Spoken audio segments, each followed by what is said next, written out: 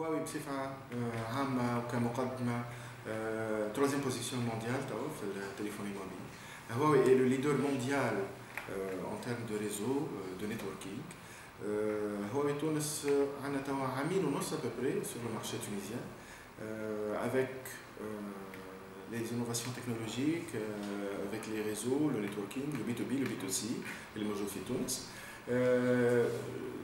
D'un point de vue économique, laissons dire, on a contribué à l'installation 2G Fitounes, l'installation 3G Fitounes et l'installation 4G Fitounes, elle est disponible à partir de avril. D'un point de vue, vision, plutôt, c'est l'accessibilité de l'information aux consommateurs. Cette accessibilité, elle est directe ou indirecte, via les opérateurs. Donc, la part de marché de Huawei actuellement, elle est dans les 10% dans le monde, avec un growth de plus de 5% par an. Donc, fait le quarter الثاني 2016, comparé au quarter الثاني 2015. On est très très près mondialement du deuxième mondial, on est même pas 1% à peu près. Donc, ça confirme un peu les dires de Huawei Global, une ambition d'avoir le numéro 1 mondial en 2020, Inch'Allah. Ceci impacte bien sûr les parts de marché au niveau région et au niveau local. Donc, ce qui nous mène à dire que Tunis, on avoisine les 20 et quelques pourcents sur le marché tunisien. Le segment premium, on vient de lancer le P9 dernièrement. Le P9 il est en vente sur le marché et avec les opérateurs, les trois grands opérateurs. Au niveau des ventes, c'est une vente en phase de croissance, effectivement. Donc, on atteint pour un produit premium qui maintenant il faut avoisiner les 5% de part de marché des smartphones et le premium. Donc, on est à une cinquantaine de pièces par semaine où une phase c'est une phase de croissance, donc on s'attend à de meilleurs chiffres, Inch'Allah, sur le marché. Le téléphone a été très très très bien perçu sur le marché tunisien via le consommateur, etc.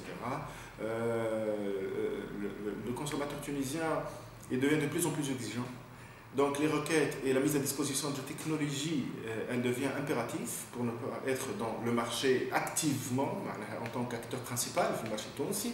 Le P9 qui m'a trouvé une révolution en termes, c'est le double caméra de Leica, le constructeur allemand, un des piliers au niveau de la photographie au monde. Pour rendre, on va dire, tout ce qui est option, tout ce qui est manipulation de la photo aux amateurs de photos, amateurs de paysages et amateurs portraits, etc. Amateurs de la photographie et de l'art, principalement. Donc, cette mise à disposition de la technologie ne fait que satisfaire encore et encore la demande consommateur et le besoin consommateur, spécialement en matière de photos et de vidéos. Le P9, donc deux caméras, 2 x 12 mégapixels, qui peut avoir, qui a deux lentilles, une lentille RGB et une lentille monochrome pour faciliter les choses, une lentille couleur, une lentille noir et blanc, vu que le noir et blanc il est très connu en matière de photo, surtout au niveau professionnel. Les professionnels peuvent le confirmer, le noir et blanc c'est un domaine à part au niveau photo et au niveau vidéo. Sur les dernières statistiques, on est très étude. C'est un critère fiable d'action et de stratégie.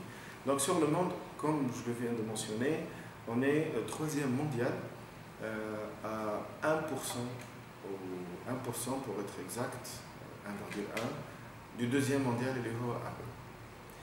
Notre stratégie de croissance, elle se concrétise depuis des 2 années, 3 années, là, actuellement, et je pense qu'on est dans le bon chemin pour aboutir à un numéro 1 mondial d'ici 2020. Notre politique n'est pas d'être troisième et de rester troisième. Notre objectif global est de de satisfaire le besoin mondial et Tunis avec le meilleur ratio qualité-prix. Ce meilleur rapport plutôt au ratio qualité-prix nous a permis dans le monde et en Tunisie d'avoir des parts de marché de grands pas au niveau des parts de marché et une croissance consistante et continue en même temps. Ceci, pour avoir une troisième place, Inch'Allah bientôt une deuxième place mondiale, nécessite, bien sûr, une technologie fiable, nécessite un design apprécié mondialement et nécessite une endurance et, bien sûr, une robustesse produit. Ces trois critères sont existants chez Huawei, comme chez notre concurrent, chez nos concurrents. Notre motivation aller en sorte d'avoir ce numéro 1 mondial, comme l'a mentionné Huawei Monde. On est dans le droit chemin, si je peux qualifier ça ainsi.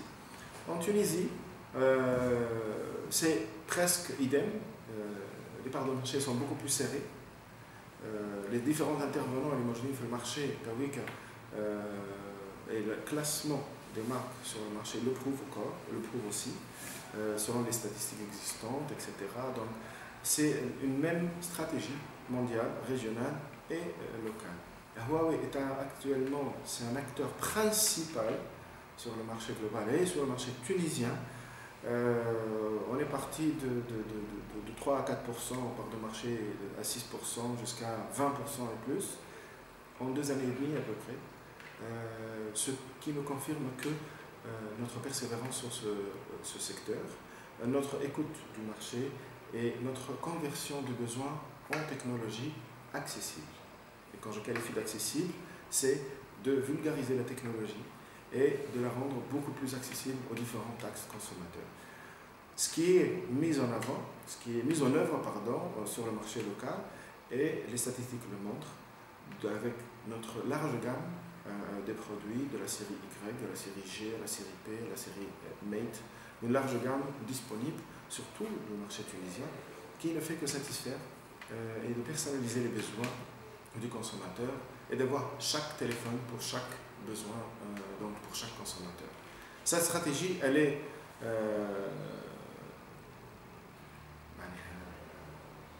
dépendante des besoins des consommateurs et, comme je viens de le mentionner en termes de statistiques, d'écoute de marché, on exerce notre stratégie via l'écoute consommateur, via la demande consommateur et via la demande de marché. Donc, je pense qu'une des clés de réussite, c'est l'écoute, c'est la proximité du marché. Une fois on est proche du marché, on peut satisfaire le marché. Et surtout de ne pas avoir une notion de leader éternel. Il n'y a pas de leader éternel, quel qu'en soit le niveau de la gamme. On sait beaucoup de cas dans le monde, à la dernière décennie, on va dire, du numéro 1 à une disparition totale, du numéro 1 au numéro 3, etc. Donc, être dans une éternelle écoute du marché, c'est une clé de réussite de la marque. Forcément, oui, forcément. Je vais décortiquer la question sur 2-3 parties. La première partie, c'est qu'au niveau de la Tunisie, on est 10 à 12 millions à peu près en tant que consommateurs. Avant le lancement de la marque, on entend parler que le marché est saturé, le marché tunisien est saturé, etc. Non, on a prouvé le contraire, pour une simple raison, c'est que le monde il bouge, le monde il change, la technologie elle évolue. J'explique vraiment de manière très très simple. L'utilisateur de téléphone en Tunisie, il commence avec un feature phone, ce qui est le téléphone qui n'est pas un smartphone. On était à 20-80 à peu près, 80% de feature phone en Tunisie. Tellement l'évolution de la technologie a été rapide et la croissance elle est très rapide qu'actuellement on est en termes de statistiques smartphone, on est pratiquement à 54% de smartphones, donc du switching. On switch un téléphone, donc on remplace un téléphone feature phone par un smartphone. Donc déjà c'est une part de marché créée pour les smartphones, sachant que Huawei elle n'opère que sur les smartphones et les tablettes, on n'a pas de feature phone. Donc, on part directement sur le smartphone. Donc potentiellement le marché est là. On passe de 20% à 54% actuellement, bientôt 58%, pourquoi pas 60% et 70%. Donc le marché, il existe. D'un point de vue instauration d'office, etc., sachant que l'office de Huawei, il opère sur le marché des téléphones mobiles, il opère sur le marché technique B2B dans les réseaux, etc., etc. Donc la raison d'installer une installation de Huawei en Tunisie, c'est pour tout le networking et le devicing, ce qu'on appelle le network, les réseaux et les devices aussi. Ceci donc Sur cette partie-là, je reviens toujours en termes de statistiques et pondération, on passe de 20% à 54% derrière le smartphone en Tunisie. Ce switching nécessite une technologie. Donc cette technologie, au lancement, bien sûr, elle a un coût, mais à 3, 4 mois, à 6 mois, elle a un deuxième coût qui est moindre, sûrement. En nombre d'utilisateurs de smartphones en Tunisie, sachant que, selon des statistiques, l'utilisation d'un smartphone il y a 2 ans en arrière n'est pas la même que maintenant. Avant, on peut avoir un smartphone un téléphone pendant 2 années, 1 année et demie, et cette durée elle est en train de se réduire jusqu'à être à 8 mois, à peu près 7 mois, à peu près, et on remplace. Donc, à peu près, on a bâti le cycle de vie d'un produit sur cette période-là. Donc, du coup, c'est un marché en rotation, donc, qui suit la technologie et qui suit les lancements produits. Si on n'avait pas cette rotation-là, je pense qu'une fois le marché est satisfait en matière quantitativement parlant de téléphone, il n'y a plus de commandes de nos distributeurs tunisiens pour toute marque. Et ce n'est pas le cas parce que la technologie elle bouge, les marques se succèdent, les modèles se succèdent. Je reviens vers notre cas, on a lancé le P6, puis le P7, puis le P8 et on est au P9. Pour la gamme Mate, Mate 7 et Mate 8. Donc, c'est une rotation, si je ne qualifie pas de forte, mais une rotation, c'est de demande de marché. Donc la technologie, en fait, elle est très vite amortie. Du coup, le marché a besoin de nouveautés technologiques. C'est pour cela que ce n'est pas un marché statique, linéaire, c'est un marché à rotation de changement technologique. D'ailleurs, ce n'est pas que la Tunisie, c'est le marché mondial. La crise en Tunisie, d'un point de vue secteur privé, je pense que c'est impactant aussi. C'est pas que si on divise le secteur public, secteur privé, c'est aussi impactant, mais on essaie d'optimiser et de maintenir un niveau stable, on va dire, de chiffre d'affaires, de notre croissance, etc.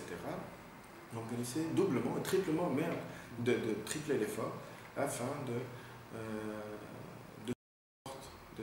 prendre en considération la période, de prendre en considération l'income, entre parenthèses, des consommateurs, de le satisfaire avec les moyens existants en ce moment même.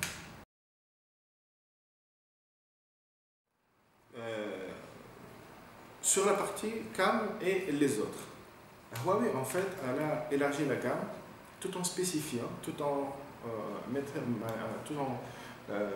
mettant en avant un critère. Le marché, donc je reviens sur les coûts de marché, le marché est là une demande très spécifique par catégorie. Catégorie selfie, appareil photo, etc. Catégorie batterie, usage professionnel, durée de vie, durée d'autonomie, je dirais. Une troisième partie d'un mix d'un processeur fiable, gamer, jeu, etc. C'est le business. Oui, c'est la partie business, le produit Mate 8 il est beaucoup plus adapté aux catégories business. Je reviens sur le P9, c'est une des catégories, sachant que le monde entier est donc des catégories à un moment, je dis, donc amateurs de photos, selfies, etc., qui est en vogue, on va dire, et une catégorie professionnelle qui a un besoin de mobilité, de connectivité quasi instantanée, en mailing, en outils, on va dire, disponibles. Et on a une autre catégorie de gamers qui font appel à un processeur ultra puissant, ultra performant, etc. Cette demande est concrétisée sur les différents segments de Huawei, tels que le P9 sur l'appareil photo, tel que le Mate 8 au point de vue autonomie, puissance, professionnelle, bureautique, etc. Et il y en a une autre partie, la série G, la série Y, un mix des différents attributs optimisés. Sur les gamers aussi, sur la série G, etc. Tout a été revu à une optimisation. Je prends le cas du P9, un amateur de photo. Vous savez que le besoin il est toujours croissant. Donc aujourd'hui, on demande une caméra en 8 mégas, demain une 10 mégas, juste après 12, etc. Donc En fait, c'est le besoin qui devient de plus en plus strict en matière de photo. Sachant que le phénomène mondial du social networking, Facebook et d'autres réseaux, etc., Instagram très spécialisé photo, donc le besoin, il est là. Il faut suivre ce besoin grâce à ces plateformes qu'on travaille avec. Donc on a besoin d'un appareil photo expert. Et quand je parle expert, vient le co-branding avec Leica. Leica, un des piliers au niveau monde de l'appareil photo. Le P9 a deux caméras spécialement conçues par Leica pour le P9. Pour le P9 avec son 2x12 mégapixels. Comme je viens de le mentionner, monochrome et RGB. Leica avec toute l'expertise de Leica en faveur du P9. Pour on va dire, une satisfaction de besoin optimale pour le moment, une manipulation optimisée et une assistance aux professionnels aussi, vu que le P9 il a deux modes, un mode amateur très simple, très accessible en termes de simplicité, et un mode professionnel aussi qui peut avoir quand même, nous allons voir Inch'Allah avec des vidéos explicatives. On passe en mode professionnel, on a l'impression d'avoir caméra professionnelle avec tous les modes, l'ISO, etc., etc. Donc tout ça au service de l'appareil photo et de besoins en appareil photo. Au monde, actuellement, on a testé le P9 au Mexique, en France, etc. Bientôt en Tunis, Inch'Allah, avec des feedbacks professionnels et amateurs excellents. Donc ça, c'est en ce qui concerne l'appareil photo. Bien sûr, n'oublions pas le frontal, un selfie avec 8 mégas sur le P9 Plus, avec un 5.5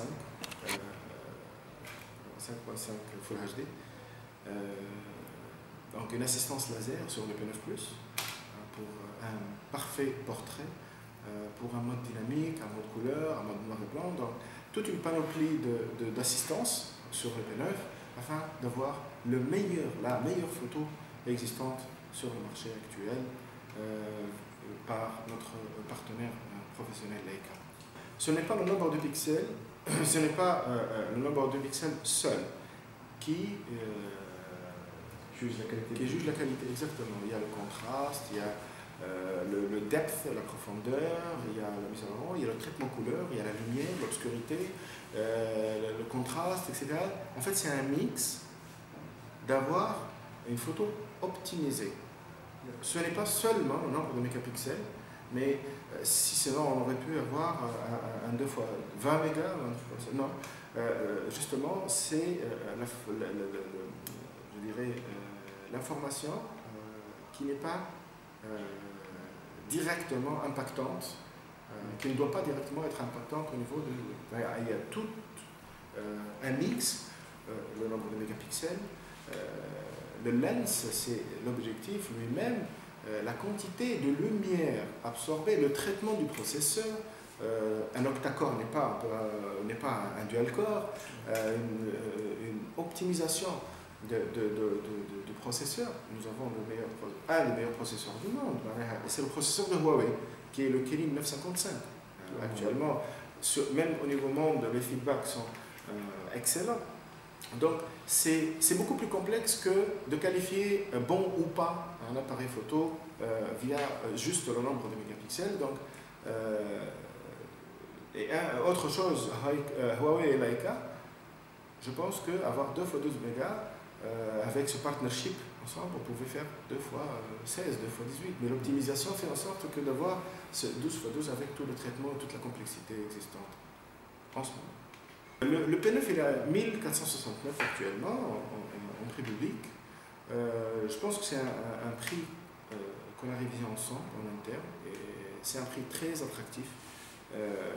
Il suffit de voir les réactions des consommateurs potentiels, il suffit de voir la demande, il suffit de voir les attentes du consommateur, tout en sachant que le P9 avant d'être lancé en Tunisie sur les réseaux sociaux, etc. Il y a une demande de P9 sur les réseaux sociaux. Ceci montre que la connexion entre la Tunisie et le monde extérieur elle n'est plus décalée, hein, c'est du quasi instantané.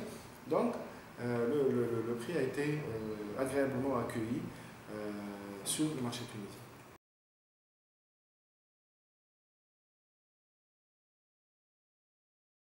Il y a des segments. Il n'y a pas un produit, c'est une gamme de produits. On parle de la série Y3C, on parle de la série P, par exemple, le P8 et le P8 Lite, qui a été, on a fait des records avec le P8 Lite, hein, qui est très apprécié par le consommateur.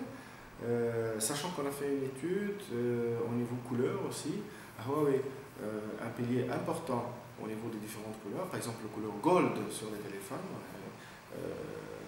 ça a très bien marché sur le marché. Le Y600, le Y625. Donc, en fait, sur toute la gamme, les produits, c'est série Y, série G, maintenant c'est les GR5, GR3, le P8, P8, P8 Lite, etc. Donc, la mise à disposition des différentes versions par segment, c'est ce qui a fait en sorte le vrai kick-off. Je confirme l'évolution du goût du consommateur, l'évolution du besoin aussi, l'évolution. Chaque produit a son temps. En fait. Maintenant, le consommateur, il est fidèle à la marque qui satisfait le plus son besoin. Et bien sûr, dans un cadre de stratégie de marketing, etc., et d'optimisation on va dire de besoins, hein, nous gardons toujours ça en tête, que le consommateur maintenant, le voulu, la considération, ce qu'on appelle l'étape considération d'achat ou de besoin de téléphone mobile, elle est basée sur un ensemble de critères qui sont associés à une marque. Donc l'association marque-besoin, elle vient par une création de besoin. Une création de besoin, le consommateur va faire un panier de marques, ce qu'on appelle une spontaneous selection, où il a une classification de marques. Cette classification de marques est ensuite qui passe à un troisième niveau qui s'appelle l'evaluation. Cette evaluation, c'est le comparatif entre les marques. Donc en fait, le consommateur, vu les marques existantes en Tunisie et vu l'information donnée par les marques, entre autres la communication, c'est Faham, il shortlist les marques qui sont en train de satisfaire son besoin, jusqu'à l'acte d'achat où on aura bien sûr toute une autre stratégie d'achat. Donc ce shortlist est mise à une dernière épreuve, elle est l'achat direct, donc le choix de la marque. Ce choix de la marque doit être assisté pour avoir une concrétisation. Donc ce panel besoin, l'appareil photo, la batterie, l'esthétique, l'ergonomie, la marque elle-même, le brand, le besoin, le prix, n'oublions pas ça, l'assistance sur le point de vente jusqu'à l'achat, mais service après-vente, c'est un ensemble de critères. Je rappelle encore qu'on est en phase de croissance. On a une marque qui a 2 ans et demi, qui a fait ses preuves sur le marché local, qui est maintenant un pilier important au niveau du marché, et notre chemin est devant nous. En termes d'investissement, en termes de communication, en termes de marketing, en termes de propagande, en termes de brand building en Tunisie. On n'est pas là pour faire seulement une vente, on est une marque avec une vision derrière, avec un slogan Make it possible. Ce n'est pas au bout d'1 ou 2 années qu'on juge une marque, mais c'est le travail, sachant que du long terme. La marque elle-même, le brand building nécessite du long terme, 5 ans, 10 ans, etc.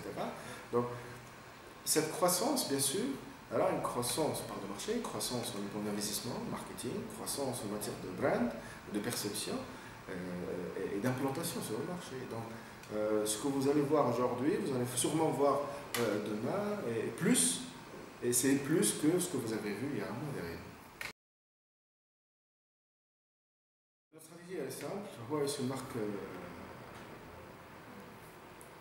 qui s'installe en Tunisie.